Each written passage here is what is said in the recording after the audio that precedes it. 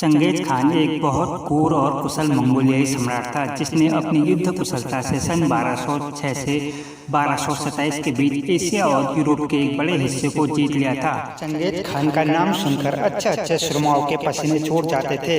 Genghis Khan और उसकी सेना जिस भी क्षेत्र से गुजरती थी अपने पीछे बर्बादी की कई कहानियां छोड़कर चली जाती थी। आज की इस वीडियो में साथियों हम आपको चंगेज खान के बारे में कुछ रोचक तथ्य बताएंगे।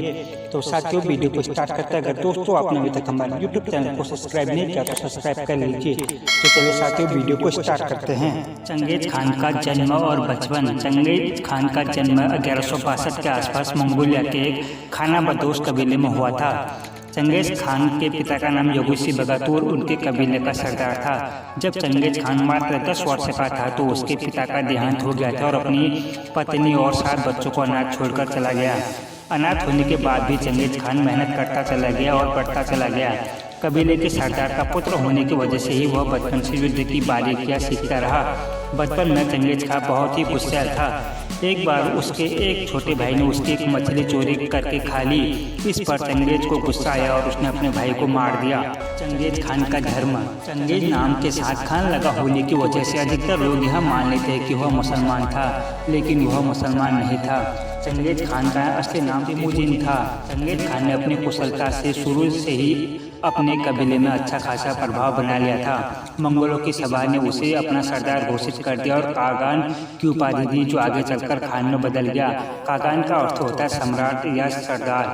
चंगेज नाम उसे बाद में मिला जब कई कबीले ने उसकी अधीनता स्वीकार कर लिया और पृथ्वी का एक बड़ा क्षेत्र उसके कब्जे में आ गया। चंगेज शब्द का अर्थ होता है विश्व का समुद्र। चंगेज खान बन चुका था जिसका मतलब होता है विश्व सम्राट। ऐसे की थी चंगेज खान ने अपने विजय अभियानों की शुरुआत। तुजेमिन जब कागान और खान बना तब उसकी उम्र 51 साल हो चुकी थी। इस उम्र में ज़्यादातर आदमी शांति और आराम चाहते हैं, पर उसके लिए तो यह विजय यात्रा की जीवन की शुरुआत थी। एक कहानी के अनुसार जब चंगेज खान शिकार से वापस लौटकर जब अपने ठिकाने पहुंचता है तो अपनी जवान पत्नी को गायब पाता है। बाद में उसे पता चलता है कि एक दुश्मन कबीले के लोगों ने उसकी पत्नी का अपहरण कर लिया। इसके बाद चंगेज खान अपने कबीले के लोगों को संगठित कर अपनी पत्नी को छुड़ाने के लिए कई लड़ाइयाँ लड़ता है। अपनी बीवी के मिल जाने के बाद भी अपनी जीतों से उत्साहित होकर लड़ाइयाँ जारी रखता है और दुनिया में सबसे ज़्यादा क्षेत्र जीतने वाला सम्राट बन जाता है। चंगेज खान ने जीता था 3 करोड़ 30 लाख वर्ग किलोमीटर का क्षेत्र। चंगेज खान ने 1206 से 1227 के बीच दुनिया के एक बड़े हिस्से पर कब्जा कर लिया, जिसका क्षेत्रफल लगभग 3 करोड़ 30 लाख वर्ग किलोमीटर था। इतना क्षेत्रफल पूरे थल भाग का 22% है और वर्तमान भारत से 10 गुना ज़्यादा। चीन से लेकर बुखारा, उज्बेकिस्तान, समरकंद, उज्बेकिस्तान, रूस, अफगानिस्तान, ईरान, इराक, बुल्गारिया और हंगरी तक चंगेज खान का साम्राज्य फैला हुआ था। इतना क्षेत्र आज तक कोई भी दूसरा सम्राट नहीं जीत सका। चंगेज खान की युद्ध कुशलता। मंगोलिया के खानाबदोश लोग बड़े ताकतवर थे, लेकिन इनकी ताकत इनके ज्यादा काम न आती अगर इन्होंने एक योग्य सरदार पैदा न किया होता। यह योग्य सरदार था चंगेज खान। चंगेज खान बड़ी सावधानी और समझदारी से युद्ध करता था।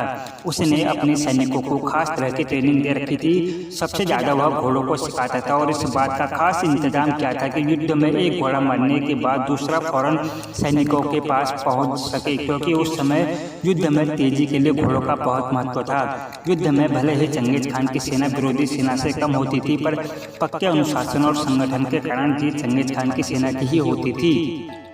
4 करोड़ लोगों की मौत का जिम्मेदार था चंगेज खान। चंगेज खान को एक तो उसके साम्राज्य विस्तार तो दूसरा उसकी क्रूरता के लिए जाना जाता है। अपने विजयी अभियानों के दौरान वह जिस भी क्षेत्र में जाता था शहरों के शहर तबाह कर देता था और खूब मार काट करता था। एक अनुमान के अनुसार उसने अपने समय की 11% आबादी का सफाया कर दिया था, जो तकरीबन 4 करोड़ बनती है। उसकी बर्बरता का अंदाज इसी बात से लगाया जा सकता है कि उसने सन 1219 में ईरान पर हमला कर वहाँ की 75% आबादी को समाप्त कर दिया था। उज्बेकिस्तान के बड़े शहर बुखारा और राजधानी समरकंद पूरी तरह जलाकर राख कर दी। बुखारा की 10 लाख की आबादी में से सिर्फ 50,000 लोग ही जिंदा बचे। इतिहासकारों के अनुसार चंगेज खान के हमले के समय जितनी आबादी पूरे ईरान की थी, उतनी आबादी वापस होने में 150 साल का लंबा समय लगा।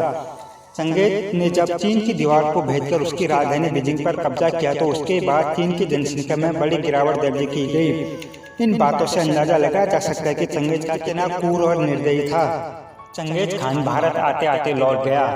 चंगेज खान ने ईरान में जिस राजा खारजम पर हमला किया था उसका लड़का जलालुद्दीन भागकर सिंध नदी तक चला गया और दिल्ली दरबार में आश्रय लेने चला गया। उधर दिल्ली के सुल्तान इल्तुतमिश ने चंगेज खान के डर से जलालुद्दीन को आश्रय देने से मना कर दिया।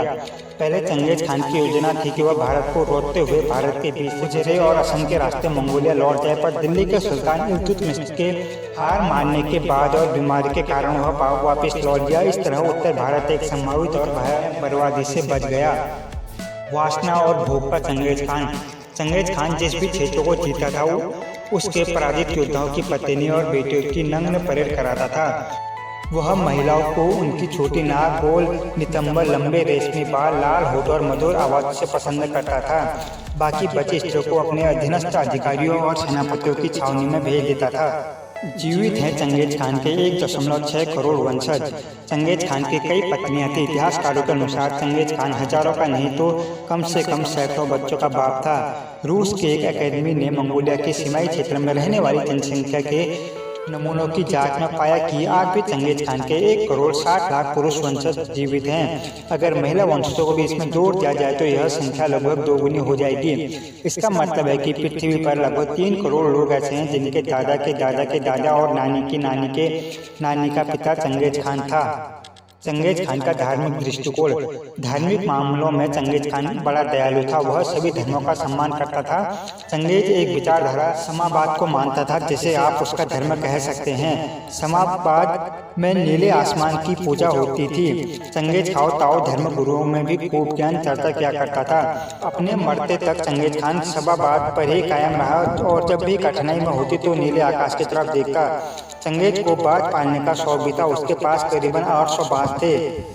चंगेज खान की मौत। यह कोई नहीं जानता कि चंगेज खान की मौत क्यों हुई और उसे कहाँ दफनाया गया या कहाँ जलाया गया। एक कहानी के अनुसार घोड़े से गिरने की वजह से उसकी मृत्यु हो गई थी। चंगेज खान 1227 से 65 साल की उम्र में एक बड़ा इतिहासकार अपने पीछे छोड़कर इस दुनिया से चला गया। चंगेज खान के उत्तराधिकारी। चंगेज खान की मृत्यु के बाद उसके अपने ओकताई ने मंगोल साम्राज्य की गद्दी संभाली। चंगेज खान के मुकाबले वह दयावान और शांतिप्रिय था। वह कहा करता था, हमारे खानदान चंगेज ने बड़ी मेहनत से हमारे शाही खानदान को बनाया है। अब समय आ गया है कि हम अपने लोगों को शांति दें। चंगेज खान के मरने के बाद उसका साम्राज्य 200 साल तक टिका रहा। चंगेज खान का मकबरा। चंगेज खान जैसे मंगोलियाई संस्कृति से आता है, उसने व्यक्ति की मृत्यु के बाद उसे दफनाने का रिवाज है। चंगेज खान के कबीले के रिवाज के अनुसार किसी व्यक्ति को दफनाकर उसके मकबरे का कोई निशान नहीं छोड़ा जाता। चंगेज ने भी इसी रिवाज का पालन किया। उसने तो अपने सैनिकों से यह कह दिया था कि उसकी मृत्यु के बाद उसे एक गुमनाम जगह पर दफना दिया जाए और उसकी शव यात्रा देखने वाले हर इंसान को मौत के घाट उतार दिया जाए। इस कारण से 1227 में उसकी मौत के बाद अब तक कोई भी चंगेज खान के मकबरे की स्थिति के बारे में नहीं जानता। चंगेज खान के मकबरे के ढूंढने की कई बार कोशिश की गई, लेकिन हर बार नाकामी हाथ लगी है। तो साथियों, ये रहे चंगेज खान के बारे में कुछ रोचक तथ्य। तो दोस्तों, आपको ये इन्फॉर्मेशन कैसे लगी आप नीचे कमेंट करके जरूर बताइए। और दोस्तों, अगर वीडियो अच्छी लगी तो लाइक सब्सक्राइब शेयर कीजिएगा। अगर चैनल पर नए हैं तो चैनल को सब्सक्राइब कीजिएगा। हम ऐसी ही इन्फॉर्मेशन रिलेटेड वीडियो अपलोड करते रहते हैं। दोस्तों, जय हिंद, धन्यवाद।